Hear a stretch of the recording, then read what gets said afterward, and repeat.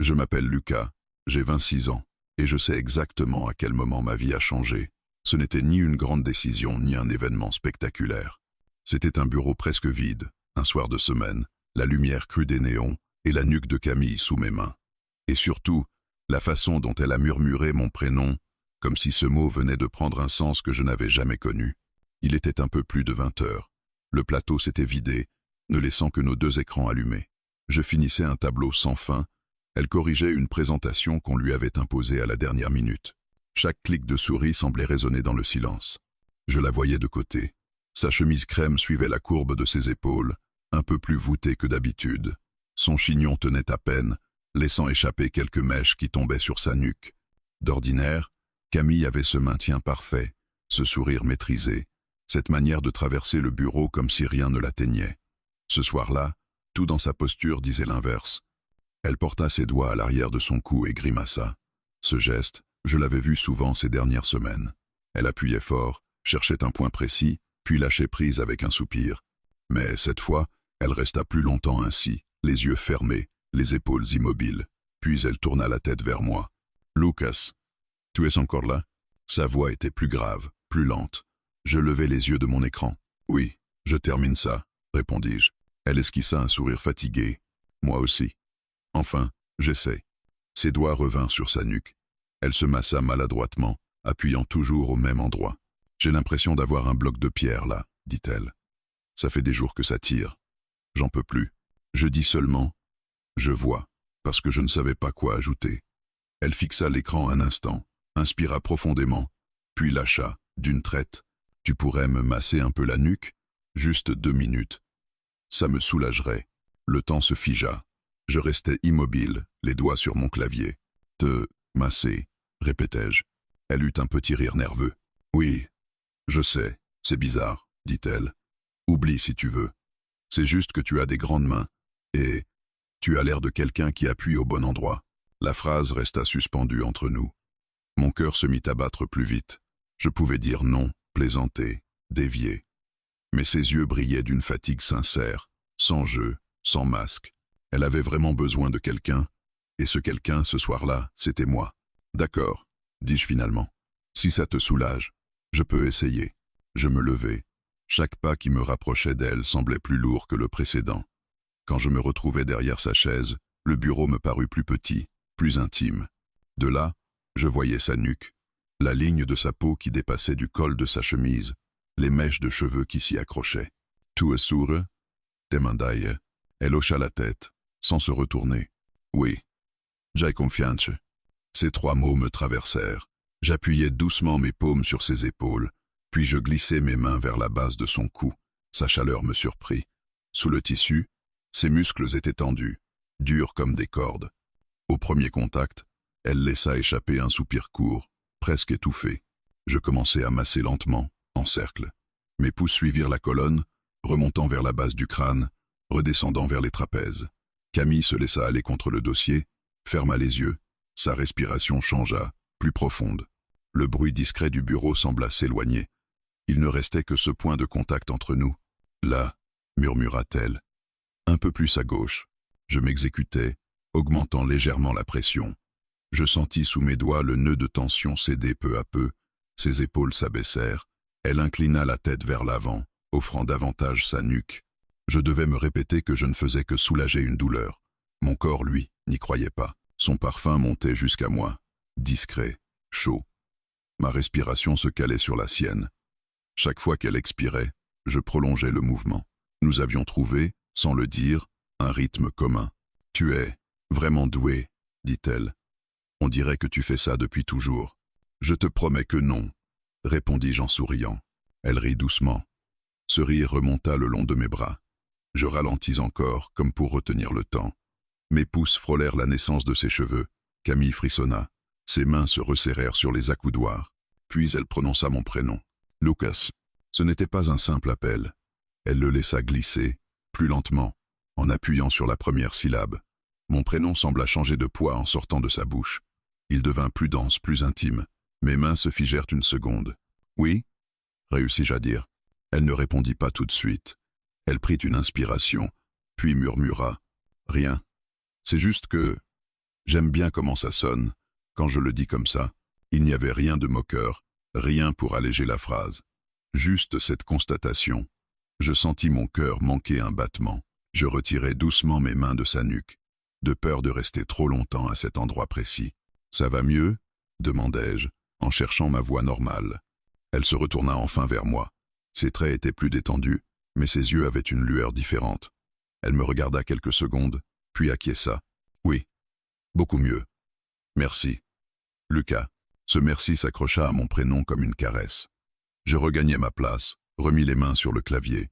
Le fichier était toujours là, les chiffres aussi, mais plus rien n'avait la même importance. Mes doigts gardaient la mémoire de sa nuque. Nous travaillâmes encore un peu, presque sans parler.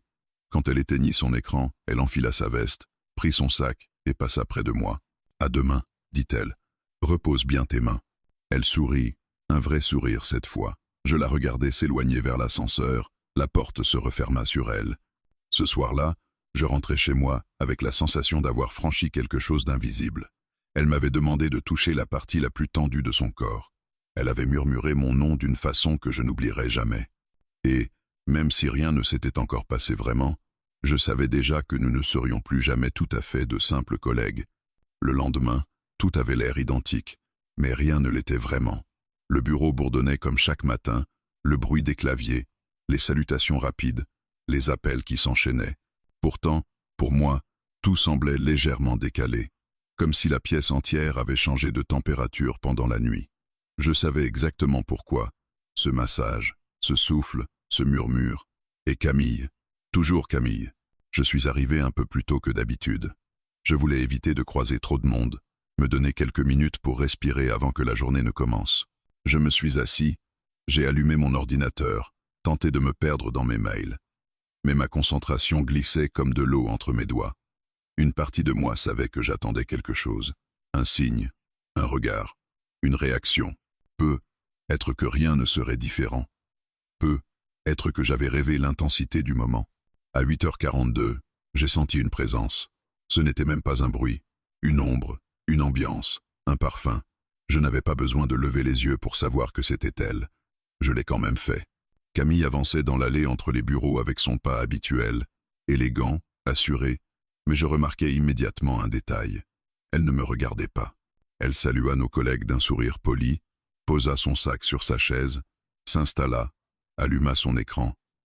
Toujours rien. Pas un mot, pas un signe, pas une seconde d'attention pour moi. Je sentis une pointe de déception, presque douloureuse. Était-ce gênant pour elle? Avait-elle regretté? Pensait-elle que j'avais mal interprété quelque chose? Je tentais d'ignorer la boule qui se formait dans ma poitrine. J'ouvris une feuille Excel, sans la moindre idée de ce que j'étais censé y faire. Autour de 10 heures, elle se leva pour aller à la machine à café.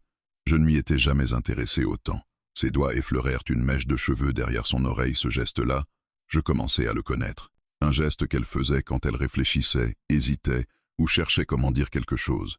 Lorsque je me levais moi aussi, c'était peu être volontaire, peu être pas. J'ignorais si je voulais la rejoindre ou simplement respirer ailleurs. Elle entendit mes pas dans le couloir. Je le savais, parce qu'elle s'immobilisa un bref instant. Puis elle reprit sa marche, mais plus lentement, comme si elle m'attendait. À la machine, elle prit un gobelet, appuya sur le bouton, et ce n'est qu'au moment où le café commença à couler qu'elle tourna la tête vers moi. « Salut », dit-elle doucement. « Un salut normal. Trop normal. Salut. Bien dormi ?» Elle eut un léger sourire, mais il n'était pas aussi naturel que d'habitude. « Pas vraiment. Et toi ? Pas mieux. » Nos regards se croisèrent, puis se séparèrent immédiatement. Le silence qui suivit était épais, presque embarrassant. Je me mordis la lèvre, cherchant un mot, une phrase pour briser ce malaise. Finalement, c'est elle qui parla la première. « À propos d'hier. » Je relevai la tête d'un coup. « Oui ?» Elle souffla, presque imperceptiblement. « J'espère que ça ne t'a pas mis mal à l'aise. »« Pas du tout, » répondis-je trop vite. Elle serra son gobelet entre ses doigts. Je me suis rendu compte en rentrant que c'était peu, être un peu trop. Je n'aurais pas dû te demander ça. Je sentis quelque chose se raidir en moi. « Camille, tu n'as rien fait de mal. Tu avais mal à la nuque. Je t'ai seulement aidé. » Elle baissa légèrement les yeux. « Oui, mais ce n'était pas juste ça. » Je restais figé. Elle venait de l'admettre. Le massage n'avait pas été un geste anodin, pas plus que la manière dont elle avait prononcé mon prénom. Elle reprit, d'une voix plus basse. Je ne veux pas que tu penses que j'ai abusé de quelque chose. Je fis un pas vers elle. Je ne pense rien de tout ça. Honnêtement. Elle releva les yeux, et ce fut à cet instant que je vis la même tension qu'hier soir. Une tension silencieuse, chaude, presque invisible pour quelqu'un d'autre, mais impossible à ignorer pour nous. D'accord, dit-elle enfin. On resta là quelques secondes. On n'osait ni se rapprocher, ni s'éloigner. Le reste de la matinée fut étrange. Camille reprit son comportement professionnel, mais il y avait des fissures dans son masque. Par moments, je la surprenais à m'observer. Pas longtemps, une seconde, 2 maximum, mais suffisamment pour que je sente ce même frisson dans mon dos. Aux alentours de midi, elle fit tomber un stylo, en voulant attraper son carnet. J'étais juste à côté. Je me penchai pour le lui rendre. Nos doigts se frôlèrent, un contact infime, une fraction de seconde, mais c'était suffisant pour que mon cœur se mette à battre plus vite. Elle aussi sursauta légèrement. « Merci », dit-elle en récupérant le stylo. Sa voix avait changé. « De rien ». Elle tourna vite la tête vers son écran, comme si elle avait peur que quelqu'un remarque quelque chose. Dans l'après-midi, elle vint me voir pour un dossier que nous partagions. Elle se pencha pour regarder mon écran. Je sentis son épaule effleurer la mienne. Mon souffle se bloqua. Je ne savais pas quoi faire. Bouger? Rester immobile? Elle, en revanche, ne bougea pas. Elle resta assez proche pour que je sente la chaleur de son bras, pour que son parfum s'impose à nouveau dans l'air. « Tu peux agrandir la case » murmura-t-elle. Sa voix frôlait mon oreille. J'exécutais, incapable de parler. Et là, oui, comme ça. Elle resta encore un instant trop près. Puis elle murmura, juste assez bas pour que personne d'autre n'entende. « Tu vois, tout n'a pas changé. » Je tournai la tête vers elle. Nos yeux se croisèrent à quelques centimètres. Elle avait ce demi-sourire qu'elle ne montre qu'à ceux qu'elle laisse entrer dans son intimité. « Si, quelque chose a changé, dis-je. » Elle ne répondit pas. Elle se redressa lentement, glissa une mèche derrière son oreille, ce geste que je commençais à reconnaître comme un signal, puis retourna à son bureau. Je ne savais pas si elle fuyait ou si elle m'invitait à la suivre plus loin. La journée toucha à sa fin. Les gens partirent un à un. Le bureau, une fois de plus, se vida. Je me demandais si ce soir serait un miroir du précédent, si un hasard, une situation, un prétexte allait nous rapprocher à nouveau. À 10 à 8h30, elle se leva, rangea tranquillement ses affaires, mit sa veste. Je levai les yeux. Elle me regardait déjà. « Je finis quelque chose, dit-elle. Je reste encore 5 minutes. » 5 minutes. Le même cadre, la même lumière, la même tension. Je ne répondis pas. Je me contentais de hocher la tête. Quand elle passa derrière moi pour rejoindre la sortie, elle posa légèrement sa main sur mon épaule. Un geste bref, mais précis. « Adeline Lucas ». Elle prononça mon prénom exactement comme la veille. Lentement, intentionnellement, comme une promesse qu'elle n'avait pas encore formulée. Et je sus, en l'entendant, que cette histoire n'en était qu'à son commencement. Le lendemain se déroula comme les autres, mais quelque chose flottait dans l'air, quelque chose d'insaisissable. Camille semblait nerveuse, comme si elle cherchait une occasion de me parler mais n'osait pas. Moi, je faisais semblant de travailler, alors que chaque battement de mon cœur me ramenait à elle, à ses mots, à la façon qu'elle avait de me regarder depuis 2 jours. Une tension constante vibrait entre nous, silencieuse, mais impossible à ignorer.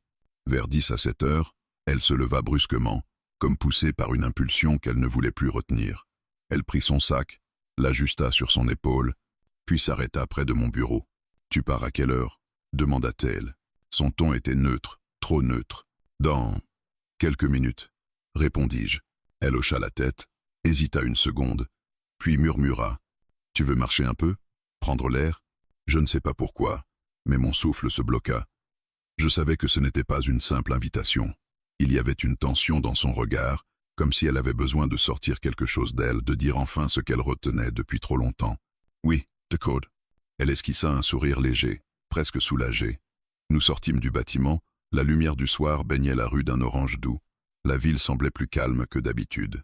Les gens passaient sans nous voir, sans se douter que quelque chose se jouait entre nous, quelque chose de fragile et de brûlant. Pendant quelques minutes, nous marchâmes en silence. Nos pas résonnaient sur le trottoir. Je savais qu'elle cherchait ses mots.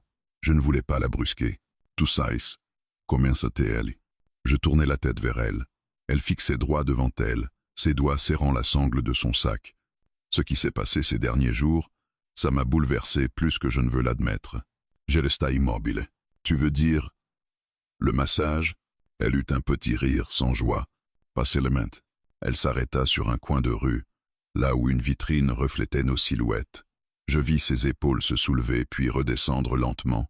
Elle prit une inspiration profonde. « Lucas, il faut que je te dise quelque chose. » Mon cœur se mit à battre plus fort. Elle se tourna vers moi, et ses yeux n'avaient plus rien à voir avec la Camille professionnelle. Calme, contrôlée, ils étaient pleins d'émotions, de doute, de quelque chose d'autre. « Je ne devrais pas, » murmura-t-elle, « mais je ne peux plus faire semblant. » Elle passa une main dans ses cheveux, les laissant retomber autour de son visage. « Depuis des mois, j'essaye de m'éloigner de toi. J'ai senti ma gorge se serrer. » « De moi? Pourquoi ?» Elle baissa les yeux. « Parce que je ne suis pas très doué pour gérer ce que je ressens. Et avec toi, ce n'est jamais simple. » Je me rapprochai d'elle d'un pas. « Qu'est-ce que tu ressens, Camille ?» Elle releva les yeux vers moi, et dans ce regard, il n'y avait plus aucune barrière. De l'attirance, de l'envie, de la curiosité, et beaucoup trop d'émotions pour quelqu'un avec qui je ne suis même pas censé franchir une limite. Je restais figé.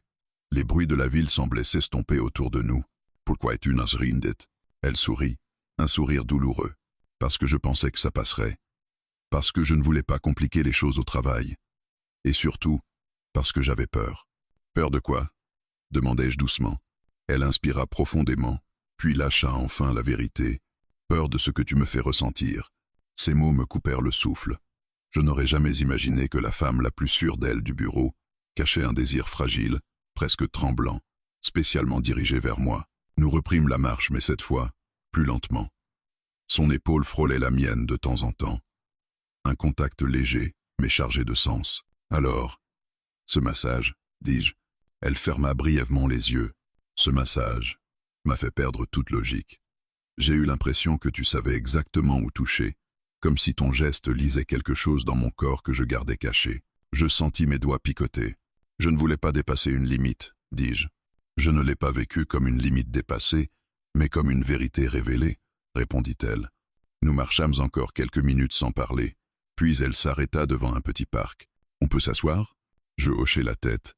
Nous nous installâmes sur un banc, un peu à l'écart. Elle posa ses mains sur ses genoux, les entremêla, les relâcha, comme si elle n'arrivait pas à rester immobile. « Tu veux vraiment savoir la vérité ?»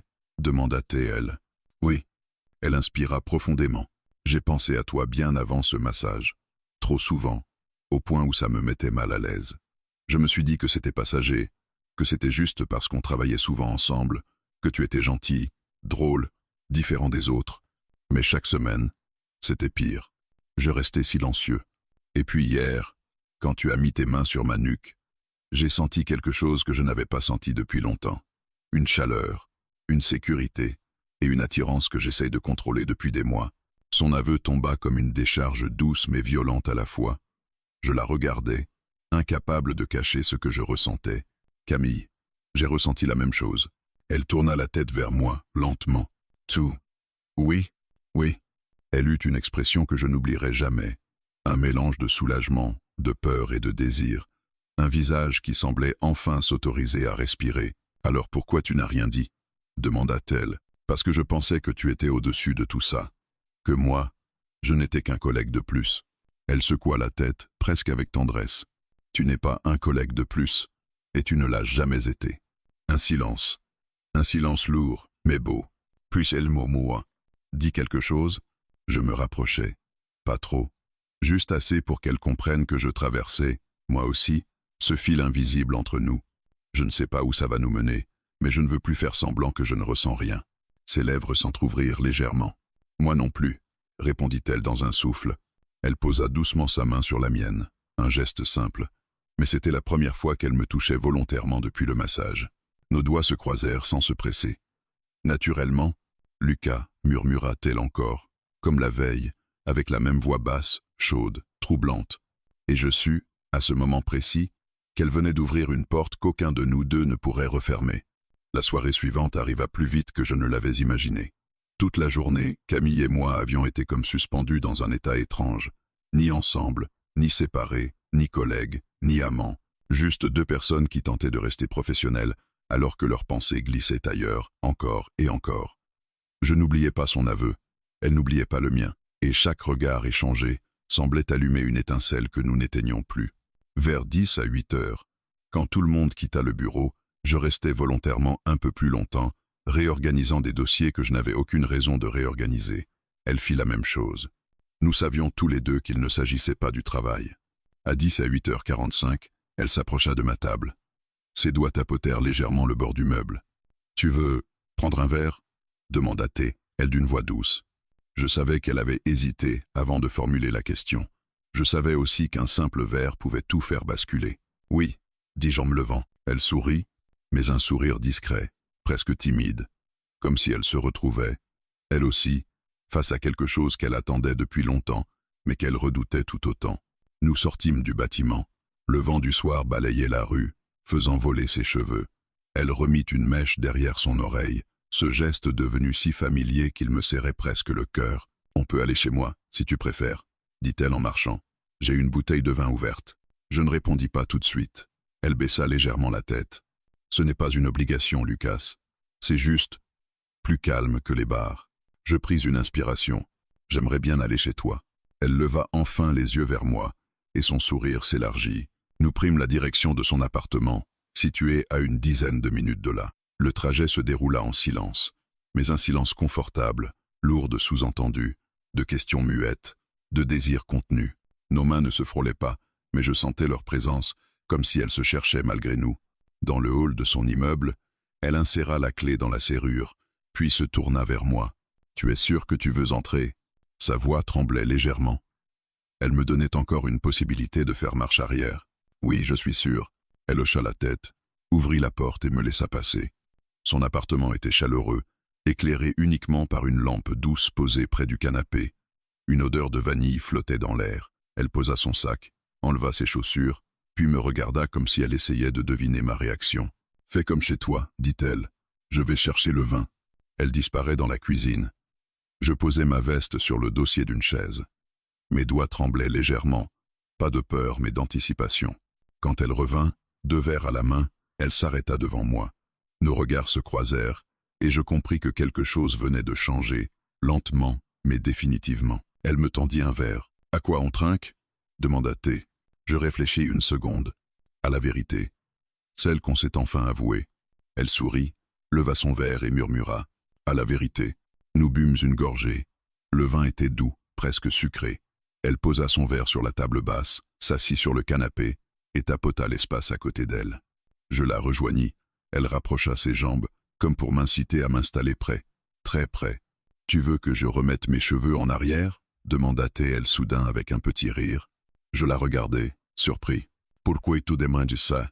Elle passa lentement sa main dans ses cheveux, les tirant légèrement vers l'arrière, découvrant sa nuque, la même nuque que j'avais touchée 2 jours plus tôt. « Parce que je sais ce que ça te fait. » Je déglutis. « Et qu'est-ce que ça te fait à toi ?» demandai-je. Elle ne répondit pas. À la place, elle ramena doucement mes doigts jusqu'à sa nuque. « Tu peux le refaire, » dit-elle dans un souffle. « Si tu veux. » Je posai mes mains sur elle, exactement comme la première fois, mais cette fois-ci, elle se redressa légèrement, se rapprochant encore, presque collée à moi. Elle ferma les yeux. Sa respiration devint plus lente. « Là. Oui. » murmura-t-elle. Je sentis son corps réagir différemment. Ce n'était plus seulement la détente d'une tension physique. C'était une invitation, une ouverture, une confession silencieuse. Mes mains glissèrent naturellement vers ses épaules, puis un peu plus bas, très lentement. Elle se tourna légèrement pour me faire face. Nos visages n'étaient plus qu'à quelques centimètres. Lucas, mon prénom, encore. La même façon de le dire. Chaude, lente, intime. Quoi? Regarde-moi. Je levai les yeux. Les siens étaient brillants, comme si elle se retenait depuis trop longtemps. Elle se rapprocha, posa sa main sur ma joue. Sa peau était chaude. « Je n'en peux plus d'attendre », murmura-t-elle, et elle m'embrassa. Pas un baiser brusque, pas un geste impulsif. Un baiser lent, profond, réfléchi, comme si elle m'avait choisi depuis longtemps, mais qu'elle se laissait enfin le droit de s'abandonner. Je répondis à son baiser. Mes mains glissèrent sur sa taille. Elle se rapprocha davantage, jusqu'à s'installer contre moi, son genou frôlant le mien. Quand nos lèvres se séparèrent, elle posa son front contre le mien. « Tu me veux vraiment ?» demanda-t-elle. « Depuis longtemps ?» répondis-je sans hésiter. Elle inspira profondément, comme si ma réponse libérait quelque chose en elle. Puis elle prit ma main et la posa sur sa hanche. sur la courbe précise qu'elle m'invitait à découvrir. Ses doigts glissèrent ensuite le long de mon bras, lentement, jusqu'à mon poignet. « Alors laisse ton corps me le dire », murmura-t-elle. Le reste fut un enchaînement fluide, naturel, comme si nos gestes s'étaient appris depuis des mois dans le silence. Elle s'approcha, m'embrassa encore, plus profondément. Mes mains suivirent la forme de son dos, de ses épaules, puis revinrent sur sa nuque. Elle frissonna, elle se blottit contre moi, puis s'écarta juste assez pour enlever lentement sa chemise. Son corps était une réponse. Le mien, une question qui avait attendu trop longtemps. Nous nous touchâmes, nous découvrîmes, sans précipitation, comme deux personnes qui savaient que cette première fois n'était pas un accident mais une évidence. Quand elle se coucha contre moi, le souffle court, elle murmura encore « Lucas ». Son murmure vibra dans ma peau. Je compris à cet instant que ce soir-là, nos corps venaient de dire ce que nos mots n'avaient jamais osé avouer. Le lendemain matin, je me réveillais dans un état étrange, entre soulagement et vertige. Le parfum de Camille flottait encore sur mes doigts. Sa chaleur, sa peau, ses murmures, tout était si vif que j'avais l'impression qu'elle était encore dans mes bras. Pourtant, je me retrouvais seul dans mon lit, et la réalité frappait déjà à la porte. Nous travaillions ensemble. Rien de ce qui s'était passé ne resterait sans conséquence. Dans le métro, je me rappelais sa façon de me regarder, la douceur de ses gestes, la manière dont elle s'était abandonnée, comme si elle avait attendu ce moment autant que moi. Mais une pensée insistante me traversait. Pourquoi parlait-elle si peu de sa vie personnelle? Pourquoi, après un moment aussi sincère, restait-il en elle une part d'ombre, de retenue? Quand j'arrivai au bureau, elle était déjà là, assise, concentrée devant son écran, trop concentrée, trop immobile. Je m'approchai doucement. « Salut », dis-je d'une voix basse. Elle leva les yeux vers moi, esquissa un sourire, mais ce n'était pas celui qu'elle m'avait donné la veille. C'était un sourire qui ressemblait à un masque, un sourire qui cachait quelque chose. « Salut, Lucas ». Elle replongea aussitôt dans son dossier. Une pointe glacée traversa ma poitrine. Je tirai une chaise et m'assis près d'elle. « Camille, on doit parler ». Elle posa enfin son stylo, soupira, se frotta les tempes, comme si elle anticipait déjà la douleur de ce qu'elle allait dire. « Je sais », murmura-t-elle. « Pourquoi tu agis comme si rien ne s'était passé ?» Elle ferma les yeux un instant. « Ce n'est pas ça, c'est juste que j'ai peur. » « Peur de quoi ?» Elle resta silencieuse une longue seconde, puis elle se leva. « Passe ici. » « Bien. » Elle m'entraîna dans une salle de réunion vide, referma la porte derrière nous et s'appuya contre la table, les bras croisés. Je voyais dans ses yeux la même tension qu'avant notre aveu, mais cette fois, quelque chose de plus sombre s'y ajoutait. « Lucas, je dois te dire quelque chose, » dit-elle enfin, « et je ne sais pas comment tu vas le prendre. Mon cœur se serre. Dis-le-moi. » Elle prit une inspiration longue, tremblait. « Je ne suis pas totalement libre. » Ces mots tombèrent dans la pièce comme une pierre dans un lac. Je restai silencieux. Elle continua, la voix brisée par une culpabilité palpable. « Il y a quelqu'un. Enfin, il y avait quelqu'un. On n'a jamais vraiment été en couple, mais on a partagé beaucoup. Trop. C'est compliqué. » Je sentis un poids me tomber sur la poitrine. Compliqué comment? Elle serra ses mains. Nerveuse. C'est une relation qui aurait dû se terminer il y a longtemps. On n'est plus ensemble, mais il revient toujours, comme une mauvaise habitude. Je n'ai jamais réussi à mettre un vrai point final. Je me levai, incapable de rester immobile. Et tu me le dis maintenant, après tout ce qu'on a vécu hier? Elle ferma les yeux, comme si ma réaction la frappait physiquement. Je sais que j'aurais dû te parler avant. Mais ce que j'ai ressenti hier m'a dépassé. Tout était tellement intense que j'ai oublié le reste. Juste pour quelques heures, je passais une main dans mes cheveux. Je savais qu'elle ne me manipulait pas. Je le voyais dans son regard. Elle était sincère, en difficulté, déchirée. « Est-ce que tu l'aimes encore ?» Ma voix tremblait, malgré moi. Elle ouvrit les yeux, et dans ce regard, il y avait une certitude claire. Non, ce n'est pas de l'amour. C'est de l'habitude, de la culpabilité. Une peur de faire souffrir quelqu'un qui s'est accroché trop longtemps. Je la fixai. Et moi alors? Hier, ce n'était pas juste un moment perdu dans la confusion. Elle s'approcha doucement de moi, très lentement. Ses doigts frôlèrent ma main. Hier, c'était la première fois depuis des années que j'ai senti quelque chose de vrai, de puissant. Et ça m'a tellement bouleversé que je réalise maintenant à quel point j'ai laissé cette autre relation me retenir. Donc tu es coincé, entre le passé et moi, dis-je. Elle hocha la tête, les yeux humides. Je veux choisir. Je veux être clair, je veux être libre pour toi, mais je dois régler cette histoire avant. Un silence pesant s'abattit entre nous. Je ressentais une douleur sourde, mais aussi une étrange compréhension. Rien n'était simple dans la vie de Camille. Rien n'avait jamais été simple. Combien de temps? Demandai enfin. Je ne sais pas. Quelques jours. Quelques semaines peut être. Mais je veux te jurer quelque chose. Elle se rapprocha, posa sa main sur ma joue. Je ne veux pas te perdre. Je ne veux pas t'éloigner. Je veux seulement mettre de l'ordre dans ce que j'ai laissé en désordre trop longtemps. Ses doigts tremblaient sur ma peau. Lucas, je suis tombé pour toi bien avant que tu me touches, bien avant que tu m'embrasses. Mais je ne peux pas t'offrir quelque chose de bancal tant que je n'ai pas fermé la dernière porte derrière moi. Je baissai les yeux. Tu aurais pu me le dire avant. Elle hocha la tête, honteuse. Oui, mais tu sais, quand tu m'as touché, quand tu m'as regardé, j'ai eu peur que tu t'éloignes si je te disais la vérité, et je voulais vivre au moins un moment sans réfléchir. Je déglutis. Tu veux que j'attende? Ella s'approcha encore. Son front toucha les miennes. Je veux juste que tu ne partes pas. Je veux que tu me laisses le temps de régler ce que je dois régler. Et je veux que tu saches que, ce que j'ai avec toi, je ne l'ai jamais eu avec personne. Ses lèvres effleurèrent légèrement les miennes, sans m'embrasser vraiment. Je veux être à toi, Lucas. Mais je veux l'être complètement, pas à moitié. Elle recula légèrement. Laisse-moi quelques jours. Je te dirai tout.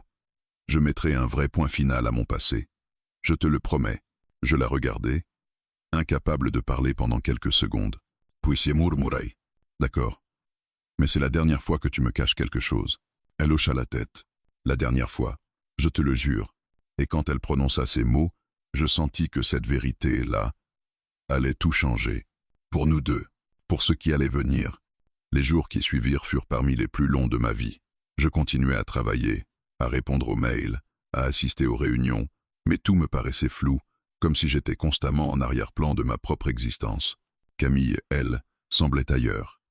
Présente physiquement, mais son regard s'échappait dès qu'on se croisait. Je savais qu'elle réglait quelque chose d'important.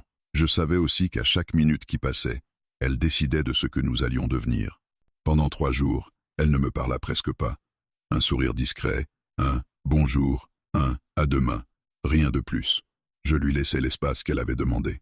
Mais à l'intérieur, j'étais un mélange de peur, d'impatience, de désir, de doute. Je revivais nos moments ensemble, son corps contre le mien, ses murmures, sa sincérité et la confession qui avait tout renversé. Le 4e jour, elle ne vint pas au bureau. Aucun message, pas de mail, pas d'excuses, rien. Une boule se forma dans mon estomac. Avait-elle reculé? Avait-elle choisi l'autre? Ou avait-elle simplement besoin de silence? Je passais toute la journée à lutter contre l'envie de l'appeler. Je me disais que si elle devait me parler, elle le ferait. Mais cette logique n'empêchait ni la douleur ni l'angoisse. À 19 heures, alors que je m'apprêtais à quitter le bureau, mon téléphone vibra. « Camille, peux-tu venir chez moi? Je dois te parler. » Mon cœur se mit à battre plus vite. Je répondis simplement « J'arrive ». Le trajet jusqu'à chez elle fut un tunnel d'émotions. Je ne voyais ni les gens, ni les lumières, ni les rues, juste les scénarios possibles. Elle avait décidé de mettre fin à l'autre histoire, ou à la nôtre. Quand elle ouvrit la porte, mes craintes se heurtèrent à un premier détail. Elle avait pleuré, pas beaucoup, pas bruyamment, mais je voyais la trace d'émotion trop forte. « Entre », murmura-t-elle. Sa voix était basse, tremblante. Elle s'écarta pour me laisser passer. Son appartement était plongé dans une lumière douce. Aucun bruit, à part sa respiration irrégulière derrière moi. Elle referma la porte et resta immobile, la main sur la poignée, comme si elle n'osait pas se tourner. « Camille, tu vas bien ?» demandai-je doucement. Elle prit une seconde pour répondre, puis 2. Puis elle se retourna lentement vers moi. « Ça y est, » dit-elle. Sa voix s'était posée. Elle n'était plus tremblante. Elle était décidée. « J'ai parlé avec lui, » continua-t-elle. « J'ai mis un terme définitif à cette histoire. Un vrai terme. Pas un demi-adieu. Pas un silence. Une fin. » Je restais figé. C'était dur. Très dur. Parce que c'était quelqu'un qui s'attachait fort, qui n'acceptait pas d'être oublié. Mais je l'ai fait. J'ai enfin été honnête. Avec lui et avec moi-même. Elle s'approcha d'un pas. Puis d'un deuxième. « Lucas, je veux que tu entendes quelque chose. » Elle se plaça juste en face de moi. Assez près pour que je sente sa chaleur. Cette relation, je la traînais comme une chaîne invisible. Je pensais que je lui devais quelque chose, que je devais rester par loyauté, par culpabilité, par peur. Mais quand tu es entré dans ma vie, vraiment entré, je me suis rendu compte que je me trompais depuis longtemps. Elle posa sa main sur ma poitrine. Ce que j'ai ressenti avec toi, ce n'est pas une distraction, pas un caprice, pas un accident. C'est une clarté que je n'avais jamais eue. Tu me fais sentir vivante, vraie, en sécurité. Je sentis ma gorge se serrer. Alors, tu as choisi, murmurai. Elle hocha la tête. Oui. Je n'eus pas le temps de répondre. Elle s'approcha encore, posa sa tête contre mon torse. Je sentis son soufflet chaud traverser ma chemise. Je t'ai tellement manqué ces derniers jours, dit-elle dans un souffle. J'enroulai mes bras autour d'elle. Elle se serra davantage, comme si elle voulait s'ancrer en moi. Je pensais que tu allais m'échapper, avouai-je. Elle se dégagea doucement pour me regarder dans les yeux. Je ne t'échapperai plus, je te le promets. Ses doigts glissèrent le long de ma mâchoire. Puis elle prononça mon prénom. Lucas. Cette fois, ce murmure n'avait plus la même couleur. Il n'était plus chargé de doute ou d'hésitation. Il était clair. Doux, un murmure de choix. Elle poursuivit. Tu veux savoir pourquoi je le dis comme ça? Je restai silencieux, parce que dans ma tête, quand je le dis doucement, c'est comme si je te faisais entrer dans un endroit où personne d'autre n'a accès, comme si ce prénom devenait quelque chose de précieux. Elle posa sa main sur ma joue. Lucas, j'ai envie que tu m'embrasses. Il me rapprochait lentement, très lentement, comme la première fois. Mais cette fois, il n'y avait ni confusion ni hésitation. Nos lèvres se touchèrent. Un baiser long, profond, chargé de la vérité qu'elle venait de poser sur la table. Elle se pressa contre moi, ses doigts glissant sous ma chemise, comme si elle voulait sentir ma peau pour s'assurer que j'étais bien réel. Nous avançâmes jusqu'au canapé.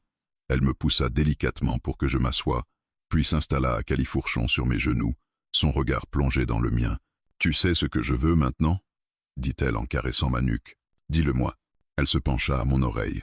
Son souffle me donna un frisson qui me traversa de la nuque jusqu'aux reins. « Je veux t'appartenir, entièrement, sans ombre, sans passé, juste toi. » Je glissai mes mains sur ses hanches, la rapprochai. « Et moi je veux que tu sois à moi, sans partage. » Elle sourit, un sourire nouveau, un sourire d'abandon complet. « Alors prends-moi, Lucas. » Ce qui suivit fut une lenteur précieuse, une exploration intime où chaque geste semblait réparer ce que le doute avait abîmé. Elle se dévoilait sans retenue. Je la découvrais sans hâte. Ses murmures n'étaient plus des hésitations, mais des invitations. Son corps ne tremblait plus de peur, mais de désir assumé. À un moment, elle posa son front contre le mien et murmura encore. « Tu sais, dès que j'ai prononcé ton prénom la première fois, j'ai compris que je ne pourrais plus jamais te sortir de moi. » Je l'embrassai, incapable de répondre autrement. Et ce soir-là, dans cet appartement baigné de lumière douce, elle devint pleinement à moi. Et moi, pleinement à elle. Le passé était enfin derrière nous. Le choix était fait. Et son dernier murmure, je savais que je l'emporterais avec moi pour le reste de ma vie.